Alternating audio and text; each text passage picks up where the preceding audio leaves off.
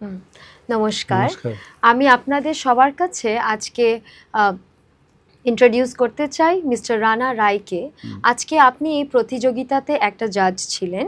আপনার যেহেতু আপনি উধারবন ডিস্ট্রিক্ট থেকে বিলং করেন, আপনাদের যে নেটিভ প্লেস সেখানে কিন্তু খুব কীর্তন খুব বেশি চলে। আপনার কি একটা আপনি মানে শিক্ষণীয় একটা বিষয় বলেন যে এখান থেকে কীর্তন যে আজকে প্রতিযোগিতা হয়েছে তাতে কি বাচ্চাদের কি শেখার কিছু আছে এই বরাক ভ্যালিতে? আপনি প্লিজ বলেন।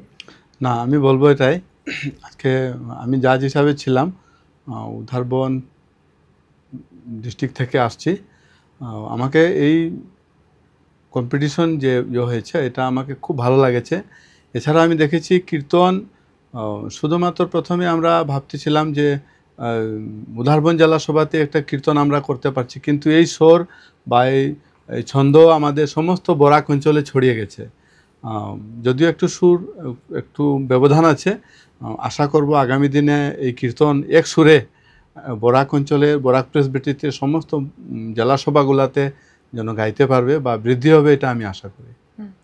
আমি আপনাকে জিজ্ঞেস করতে চাইলাম যে কীর্তনটা অ্যাকচুয়ালি কি জিনিস, মানে কীর্তনটা আমরা তো সবাই গান গাচ্ছি, কিন্তু কীর্তনের ডিফারেন্ট মানে আমি দেখছি বিভিন্ন তাল আছে, বিভিন্ন মানে একটা একটা ডিসিপ্লিন আছে সেটাতে। তো কীর্তনটা কি অ্যাকচুয়ালি? আমরা তো আগে জানতাম যে কীর্তন বেশিরভাগে হিন্দুরা কীর্তন গায়, কৃষ্ণ কীর্তন গায়, তো এখানে আমরা যিশু কীর্তন গাইছি। এটার ইম্পর্টেন্সটা একটু যদি আপনি বলতে পারেন বা ডিফারেন্সিয়েশনটা। না, যেমন আমরা অনেকে আমরা কীর্তনটা আমাদের বাঙালি একটা কালচার। আমরা বিভিন্ন সম্প্রদায় থেকে যিশুতে বিশ্বাস করে আমরা আসছি।